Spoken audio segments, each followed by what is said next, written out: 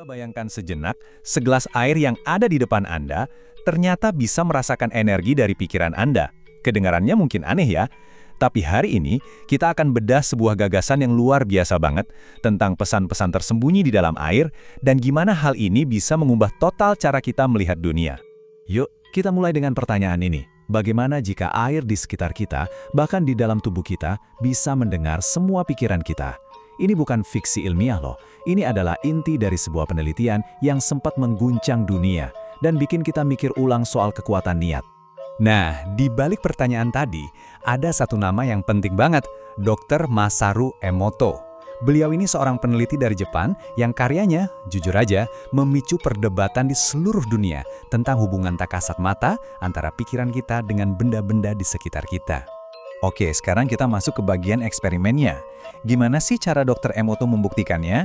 Metodenya sebenarnya sederhana banget, tapi hasilnya seperti yang akan kita lihat sama-sama benar-benar fenomenal.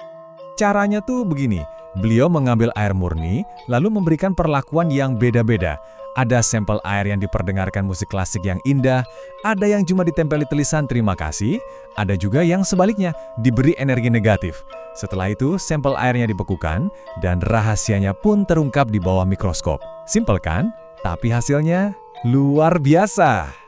Jadi, eksperimen ini fokus pada kontras yang sangat tajam. Coba bayangkan, di satu sisi, ada air yang dikelilingi oleh energi positif seperti kata cinta atau terima kasih.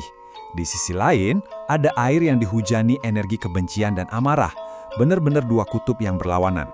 Dan apa yang ditemukan di bawah mikroskop? Wah, ini benar-benar di luar dugaan.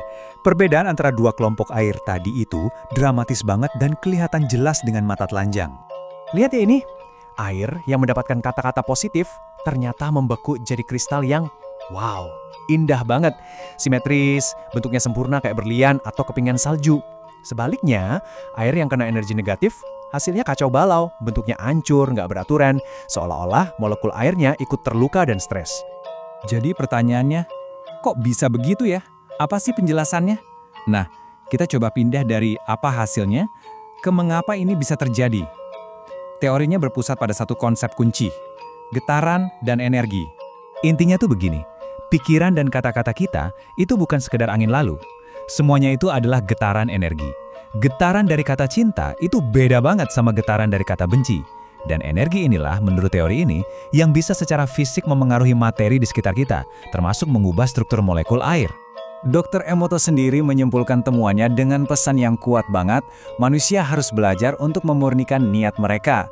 Ini langsung menyadarkan kita bahwa eksperimen ini bukan cuma soal air, tapi tentang dampak dari setiap energi yang kita pancarkan ke dunia. Nah, sekarang mari kita bawa konsep ini lebih dekat lagi.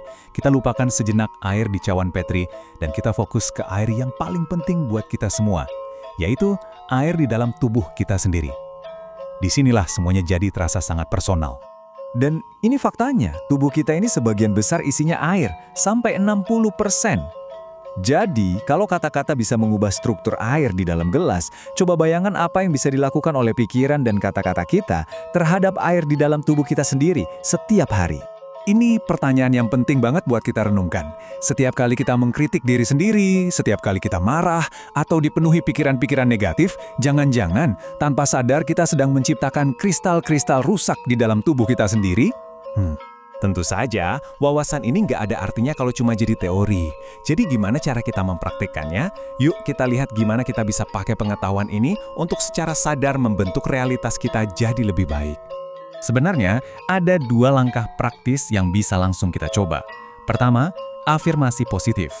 Sadar atau nggak, coba deh ucapkan hal-hal yang baik dan membangun buat diri sendiri setiap hari. Kedua, perhatikan self-talk kita, alias obrolan di dalam kepala kita sendiri. Alih-alih menyalahkan diri terus-terusan, coba deh untuk lebih baik dan berbelas kasih pada diri sendiri. Jadi, inilah kesimpulan utamanya. Kekuatan kita untuk mengubah dunia, dan yang terpenting, mengubah diri kita sendiri, ternyata dimulai dari hal yang paling dasar, pilihan kata-kata dan pikiran yang kita gunakan setiap detiknya. Jadi sekarang pertanyaannya kembali ke Anda. Setelah tahu semua ini, energi seperti apa yang mau Anda pancarkan ke dunia? Apakah Anda mau membangun kristal-kristal yang indah di dalam diri Anda dan di sekitar Anda? Atau malah membiarkan kekacauan terbentuk? Pilihannya ada di tangan kita masing-masing.